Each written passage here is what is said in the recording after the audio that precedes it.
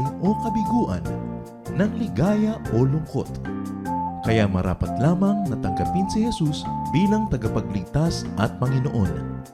At matapos yun ay panariwain ang katapatan at paglapit sa Kanya bawat araw o day by day. Ang day by day ay naglalayong umalalay sa pang-araw-araw na pamumuhay.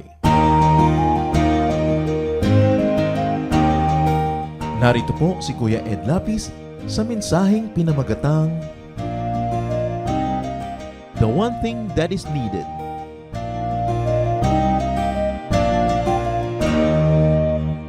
Life is full of choices. Namimili tayo ng mga gagawin, hindi gagawin, pupuntahan, hindi pupuntahan. Sa atin pong mga kalituhan kung minsan kung anong pipiliin ay dapat malinaw ang ilang bagay. Una, yung pamimili between bad and good, hindi na dapat yun ginagawa ng mga Kristiyano. Sapagkat yun lang dapat hindi mananampalataya ang nalilito between bad and good. So ano ang mga dapat pinagpipilian na ng mga mananampalataya? Dapat nalilito na lang tayo, not between bad and good, but among good, better, or best. Kaya hindi pwede na, Kristiyano ka na, tagal-tagal mo ng Kristiyano, ang pinagpipilian mo pa yung masama at mabuti. Dapat nalilito ka na lang dahil ayaw mong gawin yung mabuti, dahil baka magkamali ka at hindi mo magawa yung mas mabuti o yung higit na mabuti. Kaya po dapat nating unawain, choices should be like this. In spiritual life, what is good? What is better? What is best? Ang pamagat po ng ating pag-aaral ngayon, the one thing that is needed. Yung kaisa-isang bagay na tunay namang mahalaga at kailangan. Ama naming Diyos, patuloy po kami nagpapalinis sa inyo. Patuloy po kaming lumalapit, humihingi ng iyong habag.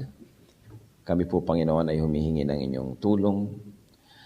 Pakalinisin niyo nga po ang puso namin, Lord. Kung meron pa pong nalalabi na mga bahid ng kasalanan, mga ginawa naming di ka nais-nais, patawarin niyo po kami. Hinihingi po namin ng tawad ang aming mga pagkukulang. Punan niyo po kami ng inyong kabanalan. Hugasan niyo kami, Panginoong Ama, ng dugo ni Kristo, na iyong anak at aming tagapagligtas.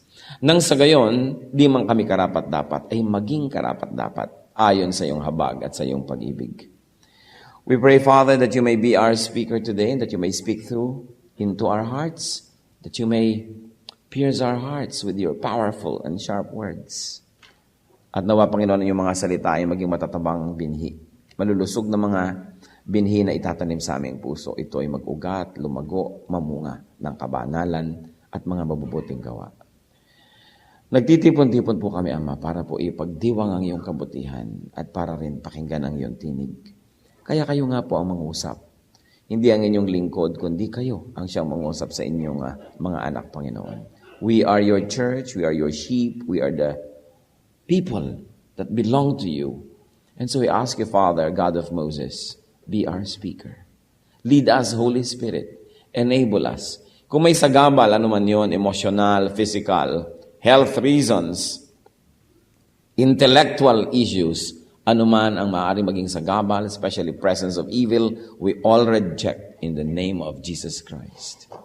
And we open our hearts to you, O God. Nawa, mangusap po kayo. Ang mabuti niyong layunin para sa amin, matupad.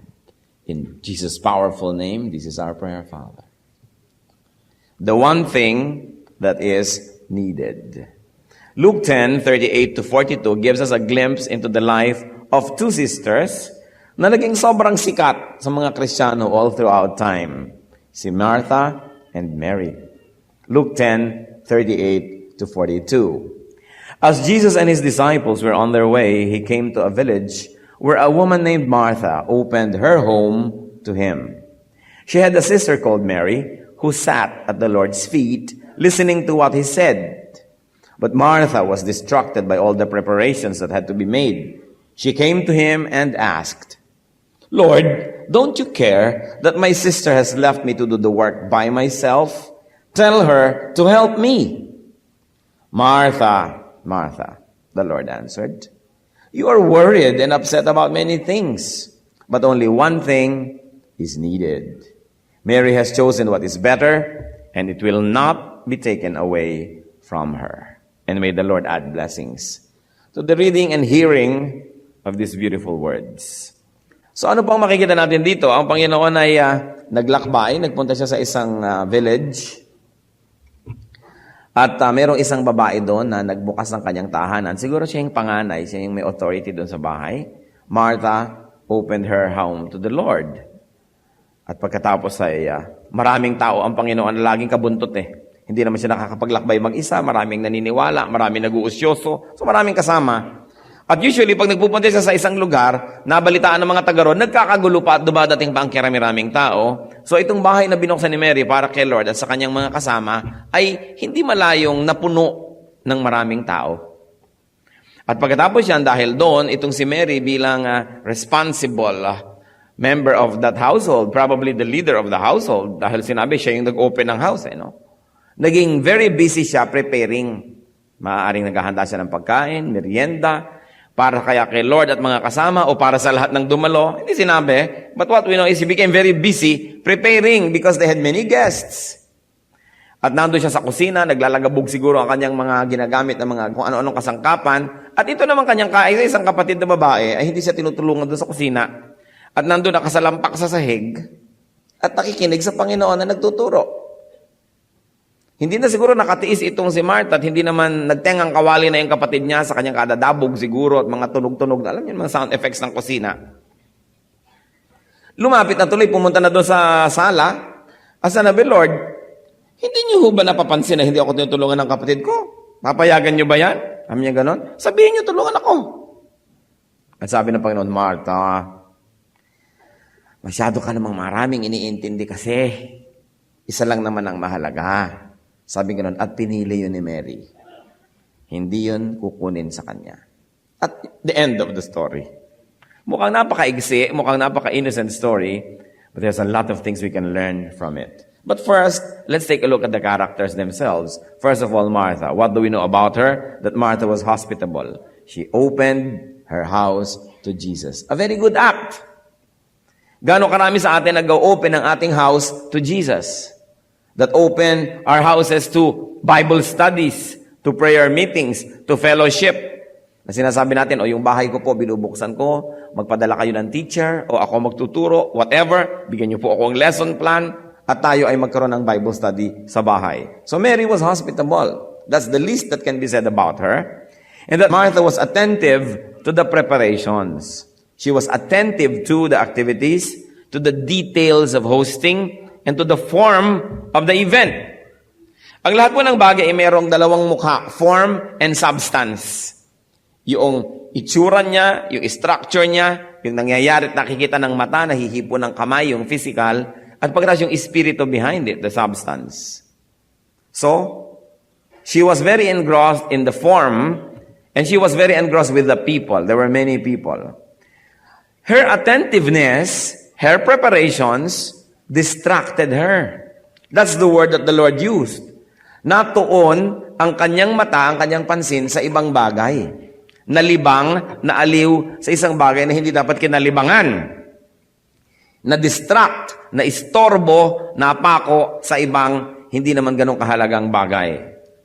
So Martha tried to solve her cares and concerns. She came to the Lord Jesus and asked Him to tell Mary to help her. This request revealed her thoughts and values. Yung paglapit niya sa Panginoon, don't you care, Lord, sabi niya gano'n, that my sister is not helping me? Tell her to help me. Maraming sinabi tungkol sa kanyang pagkatao yung dalawang sentences na yon. Unang-una, kung napansin natin, she obliquely accused Jesus of insensitivity to her and to her situation. Sabi niya, don't you care? Hindi niyo ba napapansin? Manhid ba kayo? In other words, hindi sinabi yon, pero implied yon ng ganong mga pangungusap. Ganon, don't you care that my sister is not helping me at all? She obliquely accused Jesus of insensitivity. And she wanted to involve Mary through Jesus. Hindi na si Mary ang kinausap niya directly, ang Panginoon ang sinabihan. Siguro ayos siyang tingnan ni Mary, siguro senyas siya ng senyas. Si Mary naman, hindi tumitingin sa kanya. Gawa siguro siya ng gawa ng sound, nagbibingi-bingihan yung isa. Dahil gusto niya makinig. Nangyayari sa atin yun Siguro ayaw siyang pakinggan, ayaw siyang sundin. Kasi sinabi niya na kay Lord, ayan, yung babaeng yan, hindi niyo ba papatulungin sa akin sa kusina? So gusto niya na si Lord pa ang daanan nung pag-uutos kay Mary para pumunta sa kusina. Therefore, in the process, if she succeeded, Jesus would have made her cause worthwhile. She was going to make the Lord dignify and legitimize her concern. You know, marami pong babae magaling sa ganyan yung nagmamanipulate ng event, meron siyang gustong sabihin, pero padadaanin niya sa bibig ng asawa niya o sa bibig ng iba, parang siya na ngayon ang nagsabi. You know, yung mga power of suggestion, no? Ganon. Kaya gusto niya, si Lord ang magamit niya para yung kanyang kagustuhan ay matupad. But the Lord Jesus stated that Martha was worried and upset about many things, while only one thing was needed. Si Lord naman pwede niyo bang manipulate yun? Ang talino nun siyempre. So alam na niya kung ano ang tinutumbok at tinutukoy at gusto't nilalayon nitong si Martha. Sa niya, Martha, ikaw naman masyado ka kasing mapag-alala.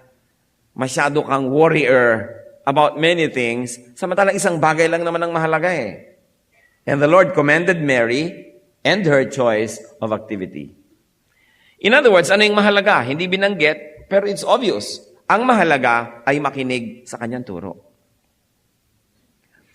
Siguro, ibig sabihin ni Lord, hindi naman ako nagpunta dito para kumain At hindi naman nagpunta dito yung mga kasama ko para kumain. At hindi naman sinugod tayo ng ibang maraming tao dito sa barangay nyo para kumain. Meron silang pakay. Yun ay makinig ng aking mga salita. At si Mary, sabi niya, ginagawa na niya yun. Kung anong layunin ko dito, yun ang kanyang ginagawa. Bakit mo ngayon siya pipigilin?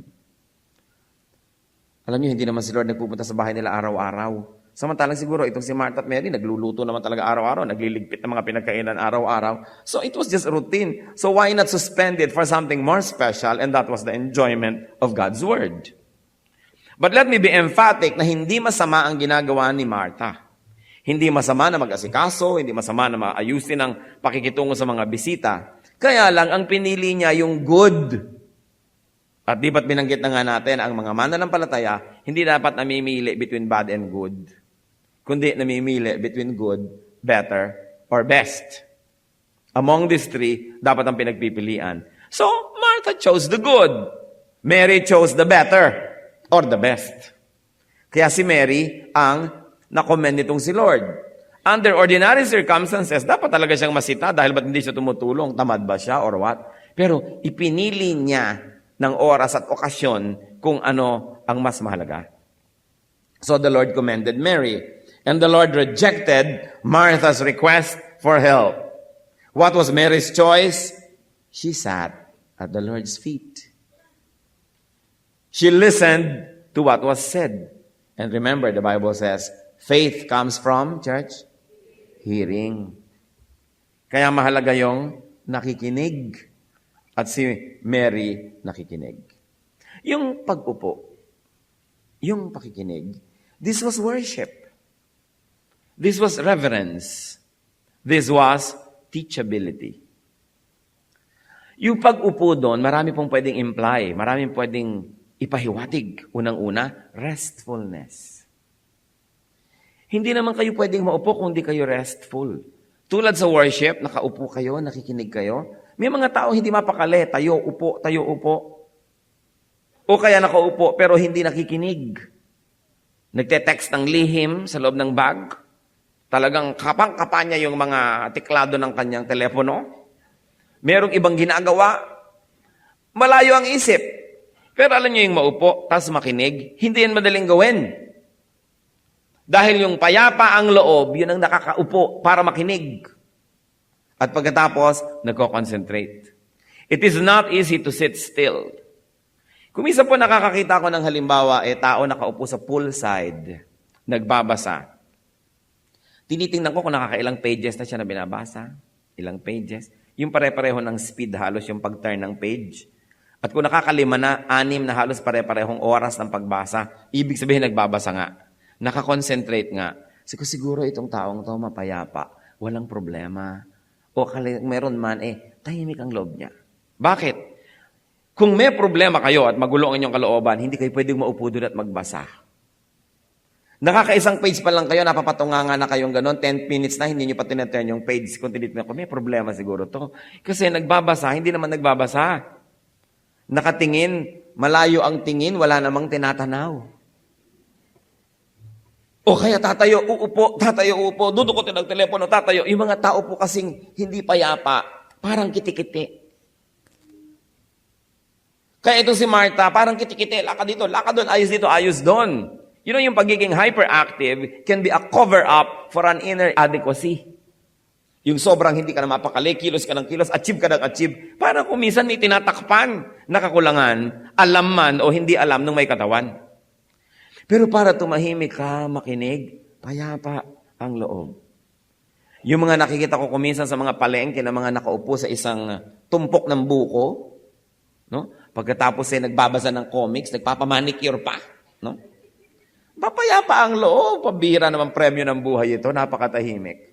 O kumakain ng banana Q, talagang concentrated na concentrated. Kasi yung taong may problema at naguguluhan, kasi isang piling lang ng banana Q o isang piraso, hindi maubos. O kaya ubos na, kinakagat na pala niya yung stick. Hindi siya nakakonsentrate.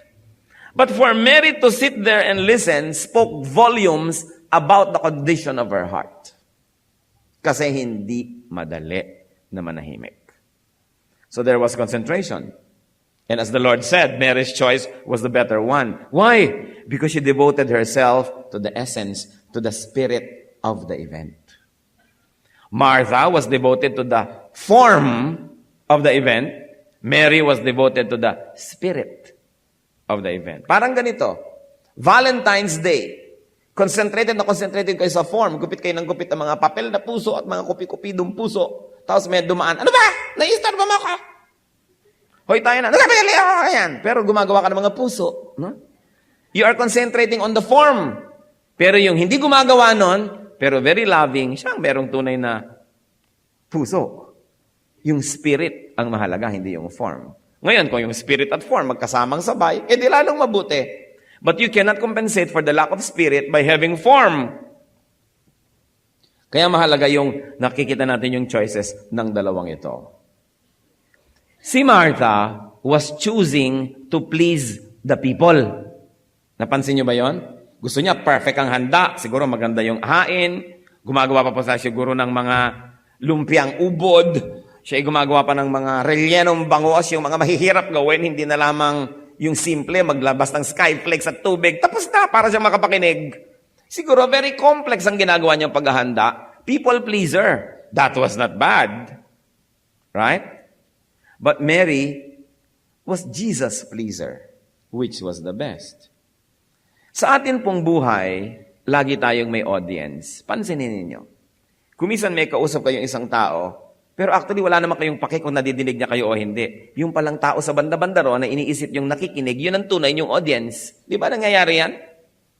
Magpaparinig ka, itong kausap mo, pinaparinig mo pala doon. Sabi ng matatanda, sa kalabaw ang hataw, sa kabayo ang latay. Meron kang ibang tunay na audience. Na-define nyo na ba kung sinong audience nyo sa buhay? Nung maliliit tayong bata, audience natin magulang eh. Lahat na gusto mong gawin, gusto mong maging first honor, gusto mong masabihan kang teacher na very good, gusto mo nakakatulay ka sa alambre, sabi mo, nanay, tingin, nakakatulay ako sa alambre, nakakalunok ako ng bubog, ng espada. You know, may audience ka yung magulang mo. Later on, naku, pagka medyo mga teenager na, ang audience na yung kanilang crush, yung kanilang barkada. So wala kang pakialam kung ang nanay mo naiinis sa'yo, gabi ka na umuwi, basta't masaya yung barkada mo, kasama ka. Kasi yung audience mo na yung barkada mo, hindi na yung nanay mo. Mamaya mag-aasawa ka, ang audience mo na yung asawa mo. Sumpa mo na yung magulang mo, kinalimutan mo na. Kasi ang audience mo na ngayon, yung asawa mo eh. No? Sinong audience nyo sa buhay? Kasi mahalaga nating na-define yun. Sino yung lahat ng ginagawa natin? Gusto nating sila yung ma-please, sila yung magsabi ng very good, sila yung matuwa sa atin. Pansinin ninyo, ang audience ni Martha, yung crowds, yung mga tao, para sila pakanin. Hindi niya iniisip na na-offend yung teacher, si Lord. Bakit? Kung ako nagtuturo, tapos may galaw ng galaw sa kusina, lakad ng lakad, babalik-balik na dito, tapos pupunta pa sa akin, yung nakikinig, tatanggalin pa. Yung pag nakikinig sa inyo, papuntahin nyo sa akin sa kusina, hindi ako ang audience mo. Hindi ako gusto mong ma-please. Because as a teacher, my pleasure is to have students. And my pleasure is the concentration of my students. Hindi akong audience. Iniisip ba natin yan? Sinong audience natin? Tapos si Mary, sinong audience niya? Si Lord. Meaning, si Lord ang gusto niyang i-please. Naupo siya doon. Of course, I like to believe that it was her personal pleasure also to listen. Pero sa kanya, mas gusto niya na Huwag ma-distract yung teacher, huwag siyang maguluhan, nakakonsentrate siya, may tinuturuan siya. Mas pinlis niya yun kesa the crowds. Martha was trying to please the crowds. Not bad, but Mary had a better choice. Meron tayo laging audience. Sino ang tunay na gusto nating ma-please? So, these sisters gave us two choices. Mary chose to please the teacher. Siyempre, ang pleasure ng teacher is to have attentive students. Martha chose to please the people so that they will have something nice or elaborate to eat after the class. So magkaiba ang kanilang pinili. Mary's choice and her dedication to her choice was not easy. Alam niyo ba kung bakit hindi madali ang ginawa at pinili nitong si Mary? Una, her choice to sit there and listen to the Lord was against the opinion of her sister. Obviously, mas matanda yung sister niya. Para magbingi-bingihan ka, yung kapatid mo gano'n ang gano'n, ikaw naman hindi nakatingin kunwari, mahirap yon. Hindi naman siguro gano'n kalaki yung bahay para hindi siya makitang senyas ng senyas. Naranasan niyo na ba yung may kausap pa kayo, tapos yung kasama niyo, asawa niyo? Titingin ka sa kanya, nagagaganon, ayaw mo na tuloy tingnan kasi ang sarap ng kwentuhan yun ng kumari mo eh. Yaya ng yaya. So, ganun siguro yon. Hindi madali dito kay Mary na ignoren ang kanyang sister. Isa pa, na inignore ni Mary, hindi niya inalintana public opinion. Anong iisipin ng mga tao tungkol sa kanya? Napakatamad naman itong babaeng to. Yung kapatid niya, gawa na ng gawa sa kitchen, hindi pa siya tumutulong. At saka alam niyo ba na hindi naman uso sa Middle East na yung babae nakasalampak doon sa sala kasama yung mga lalaki? Dapat pag dumating ang mga lalaki, ang mga babae ligpit sa kwarto, ligpit doon sa kabilang sala para sa mga babae o punta sa kusina. Pero itong si Mary, siya sigurong kaisa-isang babaeng nandun sa labas, sa sala. Samantalang si Martha at maaring may iba pang kapitbahay na babae, tumutulong na sa kanya doon sa loob. Pwede yon. Pero para si Mary manindigan sa kanyang pagkakaupo, biruin niyo, pinapanindigan ng pag-upo. Di ba? Kakaiba. Nanindigan siya sa kanyang pag-upo doon. It was not easy. It was against her sister. It was against the public. It was against tradition. Hindi tradisyonal na yung babae nandun, katabi pa sa paan ng lalaki para makinig. Pero pinanindigan niya. Mga kapatid, sa ating buhay ngayon, kung kayo magpapaka-Mary, yung gusto ninyong makinig, gusto ninyong manampalataya, gusto ninyong sumamba, gusto ninyong nandun kayo to please the Lord, marami kayong dapat panindigan. Hindi mawawala yung mga Marta sa buhay na ayaw nilang nagpunta kayo doon, ang gusto nila sumama kayo sa kanilang ginagawa. Siguro nga ngayon lamang maraming Marta sa buhay niyo Huwag ka na mag-worship. Pumunta tayo sa ganito, mag-grocery tayo, mamasyal tayo, pumunta tayo sa beach, o whatever. Sumama ka sa ginagawa ko, itong mas mahalaga. Pero pinanindigan ng marami, narito tayo. Meron naman na nakikinig ka na't lahat, ginugulo ka pa, siguro ng katabi mo. Siko ng siko. O kaya may tanong ng tanong. O kaya may nagte-text sa inyo. Ring ng ring ang inyong telepono. Kahit naka-silent, kamakalog-kalog dyan sa inyong bulsa. May Martang tumatawag ng attention nyo. Makikimary ba kayo o makikimarta na, huwag, layuan mo ako tukso. Cellphone, itatapong kita. Pero hindi, yung iba, isa-silent ko na lang, baka may tumawag. Pupunta pa lang sa worship, makikinig pa lang, pero meron na agad puwang na iniiwan para ilang minutong hindi makinig. Kasi yung naka-on yan at naka-ano, ibig sabihin, pwede akong istorbohin. Kahit nadidinig ko ang salita ng Diyos, pwede akong istorbohin kasi baka may mag-text sa akin, baka may tumawag sa akin. So, sinong audience nyo? When the Word of God is being preached, God is the audience. If you chose someone else, it means you are choosing someone else aside from the Word of God. Ganun ka-simple yon. So sometimes by being polite to your callers, you become very impolite and rude to the Lord and to the speaker. And to the congregation, yung katabi yung naaabala dahil tulog ng tulog ang cellphone nyo. Hindi ba't kabastusan yun? Naiistorbo ang inyong kapwa. So you feel, ano ba talaga ang gagawin ko? Sino bang ipiplease ko sa oras na ito? You've got to choose your audience. And the moment you have chosen in your mind who your audience will be, your body, your everything will follow. Kasunod na yon. Hindi madali na magpaka-Mary to sit and listen. Because the devil is like a roaring lion looking for someone to devour. Humahanap siya ng guguluhin, humahanap siya ng iistorbuhin, gumagawa siya ng paraan para tayo mastorbo. Kaya kailangan isang matibay na desisyon, isang matibay na paninindigan, hindi ako magpapaistorbo kahit kanino, kahit ano. Unless life-threatening, basta magko-concentrate ako. We also face the same issues today. At ngayon, marami ring mga Martha. Pag tinignan natin, Martha opened her house to Jesus. But Mary opened her heart to Jesus. Better. Lagi ko pong gustong bigyan ng diin, hindi masama ang ginawa ni Martha. She opened her house. But Mary opened her heart. At nararanasan ko minsan yan, magbabible study ka sa isang bahay, yung host hindi na makapakinig. Punta sa kusina, punta dito, punta doon, senya sa katulog, labas dito, labas doon. Kaya sinasabi ko pa ganun, alam mo, mabuti pa, wala na lang tayong merienda, gawin natin tong fasting. O kaya bumili ka na lang sa dumadaang alin ng maruya. Pwede na yon. Wala hong maruya dito sa Forbes Park. Sabi naman ng Bible study. O bueno, kahit ano na lang, maglabas ka ng English cookies. Tama na.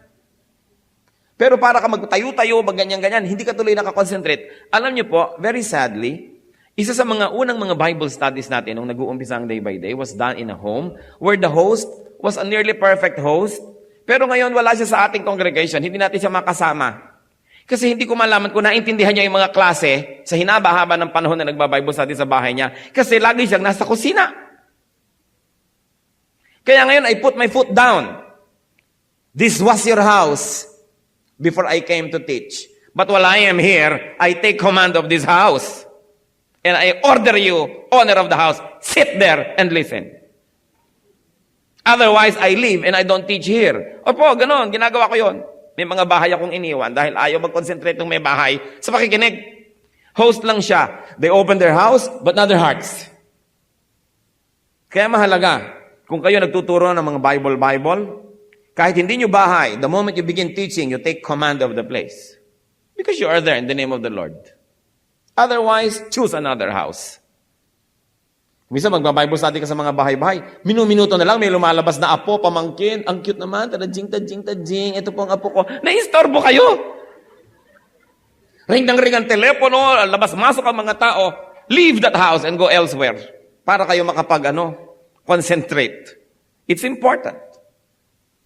So Mary's choice was a very good one. Mary opened her heart, her mind, her loob. Binuksan ang loob. Mahalaga. Martha's choice was not needful. Ibig sabihin, hindi naman natin kailangan pagurin ang sarili natin for such things. O kaya, maghanda na kayo bago mag-start yung event. Of course, Martha did not have that choice kasi bigla na lang dumating si Lord eh. So dapat ang pinili na lang niya, makinig. Sasabihin niya sa mga tao, hindi ko namang inaasahan darating kayo, so huwag kayong umasa na may handa. I will be a God pleaser rather than a man pleaser at this point. At uunahin ko yung need ko for the Lord, uunahin ko yung need ko for the Word of God, hindi yung need ng mga tao para magmerienda. Pagkatas bahala na kayo. Pero kung may chance to be a good host, good. Pero kung wala, first things first. You know what was wrong with Martha's choice? She had time for the people of God, but she did not have time for the Word of God. In other words, she was busy for the kingdom, but she had no time with the king. Lugi siya. Lugi. Martha's audience was the people. Sa atin pong buhay, nangyayari rin dyan eh. Kahit mga Christians, yung Christian workers pa nga kuminsan sa church, mga full-time workers, yun na nagiging Martha. Trabaho, tapos nag-uwian na ang lahat, sila tong hindi na-bless. Pero kung tayo organize sa ating buhay, pine-prepare natin ang lahat ng dapat i-prepare before the event, we sit and concentrate ano ba mga dapat gawin, ihanda ng lahat, at pag umaandar na yung worship, kahit ka-technician, kahit ka-singer, kahit ka-usheret, kahit ka ano, meron kang time to concentrate and listen, uuwi ka, hindi lugi. Don't be a Martha. Hindi napuri ni Lord yung Martha. Ang napuri niya yung Mary. You know why? Before we are God's servants, first, we are God's worshipers. Nauuna dapat yung worship. Nauuna dapat yung listening, yung hearing God's word, kesa sa paglilingkod. Yung paglilingkod, bunga na lang yun ang pakikinig. Fruit of listening and fruit of being fed. Pero yung serve ka lang ng serve, hindi ka na be-bless. Organize ka ng prayer meeting, pero hindi ka kasamang nagpe-pray. Organize ng worship service, pero hindi ka nag-worship. Lugi ka doon. You will be like Martha. So first, we should be Mary, worshiper, learner. Then after that, we can become Martha, worker. But worship first. Listening first. Jesus first. Christ first before Christian work and service. Hindi dapat tayo nalilito tungkol doon. What concerns can deprive Christians today of sitting and listening? Bakit ngayon, ang tao, ang dali-dali na ng buhay, pero wala pa rin oras sa Diyos? Ngayon, instant na lang, pero wala pa rin oras mag-pray. Nung araw, magsisindi ka ng ilaw, magbobomba-bomba ka ng mga callman, o gagawa ka pa ng mga sulu-sulo. Isang click, may ilaw. Pero wala pa rin oras ang tao. Kung nagma-microwave pa ngayon, 30 seconds lang, 1 minute, uminit na yung lahat. Wala pa rin time mag-pray. Saan napunta yung time? Dapat mag-isip ang mga tao. Dahil umiksi na ng umiksi ang trabaho natin. Nung araw nga, pag magbabiyahe ka, ilang araw mula Lawag patungong Maynila. Ngayon, 9 hours ba? 10, nandiyan ka na, tapos na. Ang bilis-bilis ng transportation, huwag lang sa loob ng Metro Manila. No? Ang bilis-bilis ng mga ginagawa natin, everything is automatic.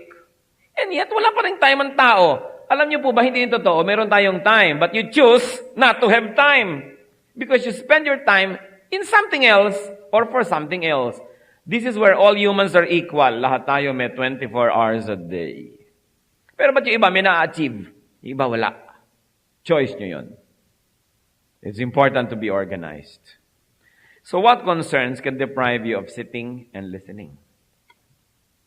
Minsan busy, wala naman talaga na ma-achieve. Do not mistake activity for achievement. Even in Christian life, even in Christian service, sometimes you're very active pero wala ka naman na-achieve. Alam nyo kung anong ibig sabihin ng achievement? We become more like Jesus. That is achievement. Yung ugali mo naging mas mabuti, naging mas mapayapa ka, naging mas matahimik, mas maging effective ka ngayon mag-share ng gospel. Yun ang tunay na achievement. Meron nga nagsasabi, Pastor, wala ho ba kayong balak magpagawa ng building, magpagawa ng malaking worship center ng day by day, rent tayo ng rent? Sabi ko, kung may biglang magdodonate, ayan na yung lote, gagawin niya, o eto na yung pera, tapos na, sige, tanggapin natin. Pero huwag niyo akong pag-fundraising for 5 years. Dahil sabi ko, ang dami-daming taong pumupunta kayo sa day by day, pinapadala ng Panginoon ng mga tao dito. I want to concentrate on them. I like to concentrate on teaching them. I like to concentrate on teaching their teachers. I like to concentrate on training those who minister to them. But if I am going to concern myself now with hahanap ng lote, magpapagawa ng building, ting bubuka ang bibig ko, donation ang lalabas. Ang tingin ko na lang sa mga tao ay gatasan. Wow, magdo-donate siguro ito para matapos yung building. Wala na akong gagawin kundi building. Meanwhile, so what will happen to the people? So I said, kung gusto nyo magkaroon, mag-donate kayo, ipagawa nyo, i-turn over nyo sa akin, tapos na, good. At para nandyan na. Alam nyo po kasi yung pastors kung minsan, hindi tinutulungan ng flock, yung pastor tuloy sa kanyang paghahanap buhay para lamang makabayad yung church ng kuryente, sa kanyang paghahanap buhay para mabayaran yung mga needs ng church, hindi niya tuloy ma-feed yung flock, hindi na makapag-aral, hindi na makapanalangin. Kaya dapat tulungan. So at this point, I really love what kind of pastor will not want a grand, big hall para sarili na nila, hindi sila nakikisama sa kanilang mga landlord, hindi sila nakikisama sa mga kung kani-kanino, at hindi na uubos ang pera ng church carry rent. Pero I want to concentrate on feeding the people now. So kung merong ganon, ibigay, gawin, nang magamit nating lahat. But the important thing is that the word of God is heard. Kaya nga sabi ni Lord, she chose the good thing. It will not be taken for her. And what was that? To listen. Kaya ang resources ng church natin na napupunta sa pagbo-broadcast, Nagbo-broadcast tayo sa Pilipinas, sa lahat ng sulok ng Pilipinas, sa Amerika, sa Canada, sa Middle East, sa East Asia, sa North Africa. Nagbo-broadcast tayo lahat dyan, and it costs a lot of money. But faith comes from hearing. And we like people to hear. Magtataka ka naman sa mga tao, ting makikita ka, Pastor, bless na bless ho kami sa program nyo. Gusto ko sabihin, na-bless ka pala, ba't di ka mag-donate? Ikaw na lang na-bless, hindi ka na naging blessing kahit kailan. One way, receive ka na lang ng receive. But we're committed to this because faith comes from hearing. Kaya tayo sabi na sa amin, eto mga tape, makinig kayo. Yung mga bookstores na nagtitinda ng mga tape natin, panayang udyok sa atin, taasan nyo naman ang presyo. Siguro para lumaki-laki yung tubo nila, no? So, no, it stays there because I like the people to bring home more tapes. Kesa tinaasan mo, nakulangan. I like them to hear it. Kung pwede na lang ipamigay, kaya lang hindi pwede, kaya huwag kayo maghanap ng libre. Mga tao no, puro libre ang gusto. Mukhang libre ang mga tao. Wala ho bang libreng Bible? Wala ho bang libreng ganito? Wala bang libreng ganyan? Pero pagka magpupunta sa impyerno, willing magbayad. Bibili ng drugs, nagbabayad. Pupunta sa disco, magbabayad. Magme-maintain ng kulasisi, nagbabayad. Pagka Word of God, wala ho bang libre? Kaya hindi umaasenso ang church kasi ang mga Kristiyano, mga mukhang libre. Kaya dito nga sa atin sa worship, gusto ko na yatang maglagay ng takilya. Lahat ng papasok magbayad. Kasi marami, pag nandiyan na yung offering, nagmamaang-maangan. Parang hindi nila nakikita yung basket dumadaan, doon sila kaka-headache, pumupunta sa banyo. Bulok na yung style na yan. Puro libre na lang ang gusto ng mga tao. Walang pananagutan. Kaya tuloy yung marami, walang marinig na mabuti. Kasi, pag tinipid nyo yung church, ang totoo, tinitipid nyo yung sarili nyo eh. Kasi pagka naman generous kayo sa church, kayo rin naman nauupo, kayo rin na nag-e-enjoy, ang tao rin. Kaya huwag niyong tinitipid ang sarili niyo. Because this is your church. We are God's people. Kailangan may malasakit. So back to Mary, inuna niya ang pakikinig. Pero alam niyo ba, for a church like us, para magawing una sa inyo ang pakikinig, first, we have to put up very good sound systems that cost a lot of money. But because we value na marinig yung mabuti, hindi para may nagluluto ng popcorn sa loob, may mga nag-e-eskrima at kung ano-ano, it costs money to be able to hear. Para maupo kayo ng komportable, subukan nyo nga kung may mga sira-sira yung mga upuan nyo dyan, kung di naapektuhan ng hearing nyo. Kung ang init-init sa atin, wala tayong air conditioning, naapektuhan pa rin ang hearing nyo. It takes so much to say, I will listen. And it takes so much for a church to work so that the people can listen without being distracted. Kasi maraming Marta, maraming abala. Katulad nyo, kung napakainit, kung inuupuan nyo, may biglang lumalabas na ulupong doon sa loob. O di hindi kayo makakakonsentrate, no? Kung ang dami-daming maglalalakad dyan, maiingay, hindi kayo makakakonsentrate. Kung minsan nga, nahahabag ako sa iba nating mga kapatiran, you get invited to some churches, meron din gumagamit ang mga movie houses. Naku po, may biglang dumadaang daga sa paa mo. Habol-habol pa na susunod, pusa! Tapos biglang may aagos, may tumutulo, pagtas amoy banyo, kaya baho-baho ng mga banyo, paano ka makikinig? Tapos may mga surot-surot. Do you know how much we work to make it as easy for you as possible to listen? Your church is serving you. Kaya napakahalaga that we serve in return so that we can listen. It's important. Tapos paglabas nyo, available na yung mga tape para gusto yung makinig pa uli sa kotse, ipakinig sa mga kapitbahay. At kung mahihain kayo mag-preach o ayaw nyo mag-preach, eto, ipapakinggan nyo yung tape, re-regulo nyo ng Walkman, ang tao. Meron man nakalagay na tape na doon. Importante kasi to listen. So we have concerns, but we have to be organized.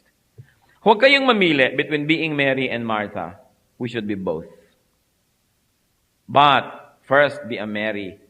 Listen, hear, worship, be edified, grow. And then you can be a Martha to serve. The better choice is to be a Mary if you must choose. But the point is, God is so good, He doesn't make us choose between the two. We can do both. The one thing that is needed is personal attachment to Jesus. Worship and listening. Unahin ang makinig. Unahin ang lumago. Unahin ang matuto at pagkatapos maglingkod. Let's bow before the Lord and pray silently. Ask the Lord kung anong personal message niya sa inyo. Panginoon, turuan niyo po kami kung ano nga ba ang personal lesson sa bawat isa sa amin tungkol sa storyang ito. Ipakita niyo sa amin, Panginoon, kung nagiging Martha kami, men-pleaser instead of God-pleaser. Well, it is good to please our fellow men. Teach us first, Lord, not to do it at the expense of our spirituality. Turuan niyo po rin, Lord, kami na maging katulad ni Mary. Sa kabila ng lahat, inuna ang makinig. Ipinaglaban ang pakikinig. Lord, may you always be our audience. Ipakita niyo sa aming puso. Ipakita niyo sa amin, Lord, ang pang-araw-araw na buhay namin. Kung kayo talaga po ang aming audience. If we are committed to listening to you, and if we jealously and zealously defend our right, our duty and our privilege to listen to you. Pakita mo, Panginoon, ang mga gumugulo sa amin. Hindi pinakinggan ni Mary si Martha. Turuan mo kayo, Lord, huwag makinig sa mga tao, sa mga bagay na nakapaligid sa amin, na ang layunin, ilayo kami sa pakikinig sa inyo. Kung sino man at ano man ang Martang ito, Panginoon, teach us to identify this so that we may not be deceived. Brothers and sisters, in a moment of silence, ipanalangin niyo kami mga Marta sa inyong buhay na gumugulo sa inyong pananampalataya. Ipanalangin ninyo na makilala at makita niyo ang iba't ibang uri, shape at tunog ng Marta na ito sa inyong buhay. At ipanalangin niyo rin na hindi kayo maging Marta sa pananampalataya ng iba. Hindi kayo nagiging hadlang.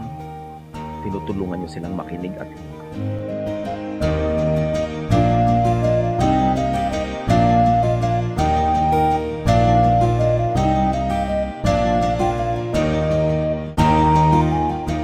Ang katatapos pong mensahe ni Kuya Ed Lapiz ay pinamagatang The One Thing That Is Needed.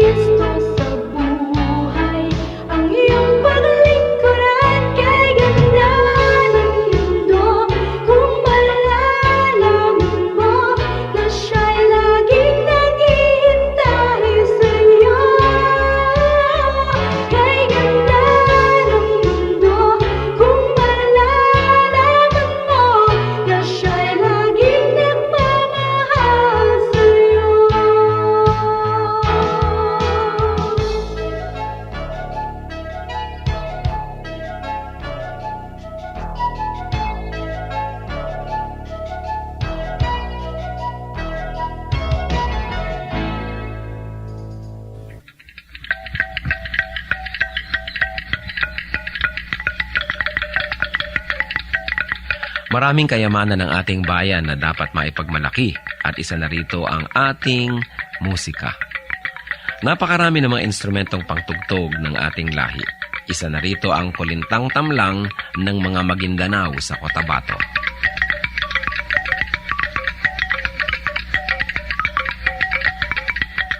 Ang kulintang tamlang ay instrumentong pangmusika at yari sa 8 piraso ng kawayan na inilatag ng sunod-sunod ayon sa haba at tono. Hinahampas ito ng 2 maiigsing patpat sa magkabilang kamay.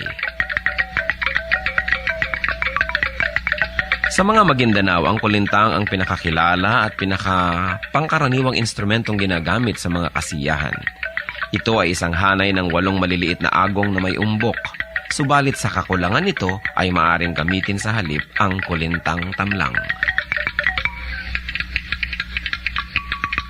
2 tao ang maaaring tumugtog sa isang set ng kulintang tamlang. Ang una ay tumutugtog ng melodya, habang ang ikalawa naman ay tumutugtog ng ritmong paulit-ulit or steady drone rhythm, na pinakamaliit na instrumento naman ang siyang hinahampas. Karaniwan din na makikita itong ginagamit ng mga kabataan sa kanilang pagsasanay at pag-aaral ng mga ritmo ng kulintang.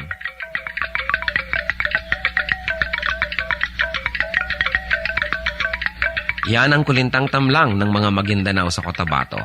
Kayamanan hindi lang ng Maguindanao, kundi ng buong bayan. Marapat isuko sa Panginoon at gamitin sa paglikha ng musika sa pagsamba sa Kanya.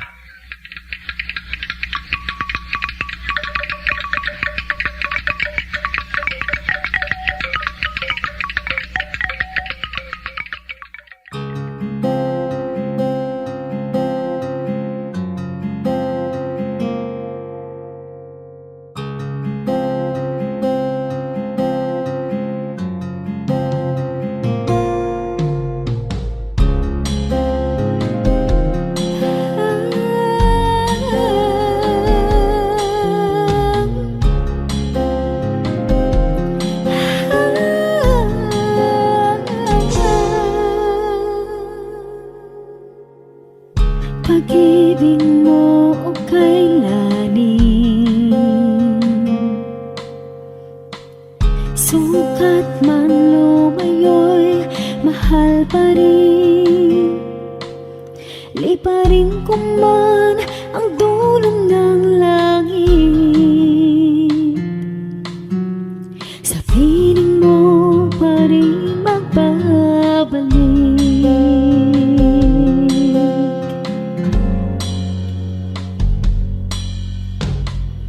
Kahit minsa'y magkasana, bakit tinuturing pa rin danan? O Jesus, kayo nag-alay ng buhay, katwiran niyong aking tinataglan.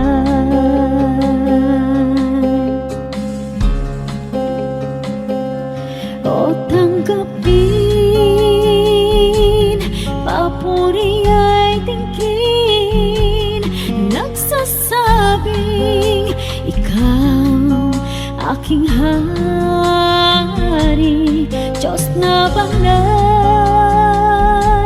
ngalay tinatanghal, kabutihan mo sa'kin walang mali. O Diyos, salamat sa pag-ibig na wagas.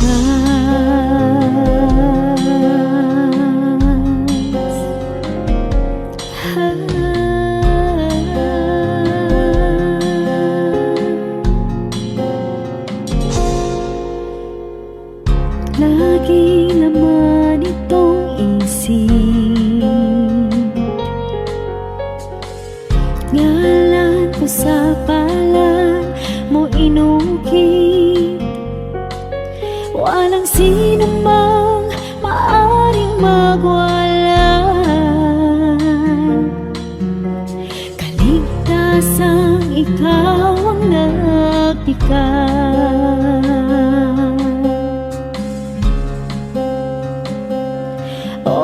tanggapin, papuri ay tingin, nagsasabing ikaw aking hari, Diyos na banal, ngalay tinatanghal, kabutihan mo sa'kin walang mali. O Diyos, salamat sa pag-ibig na wagas.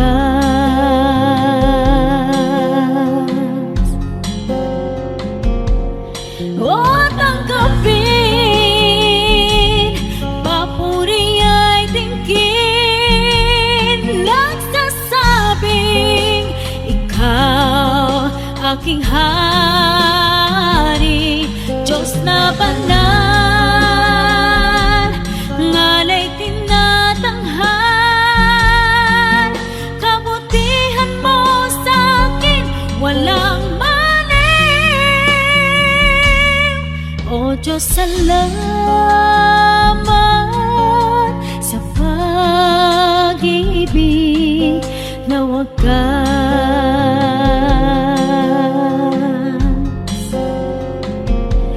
O Diyos, salamat sa pag-ibig na wagas.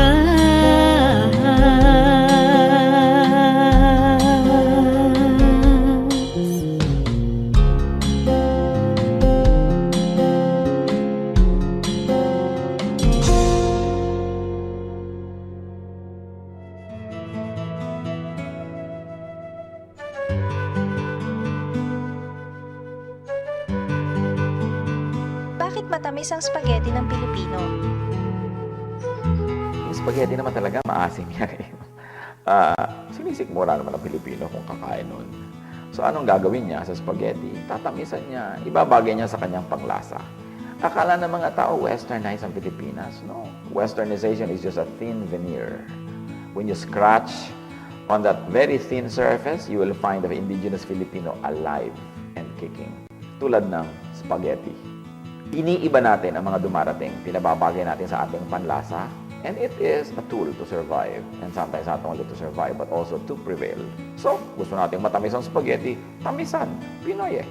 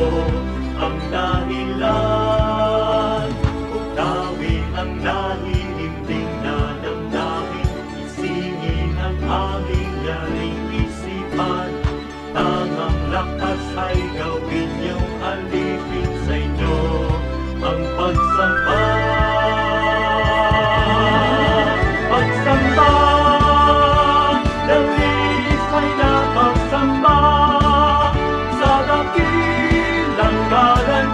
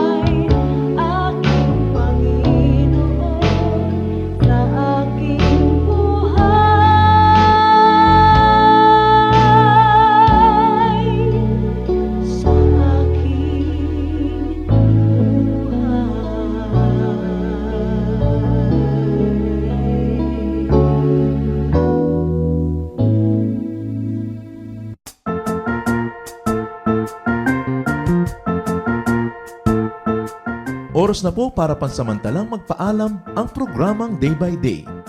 Tayo po'y magsama-sama tuwing ika-6 hanggang ika-7 ng umaga, araw-araw. Magandang umaga po at mabuhay ang Panginoong Hesus!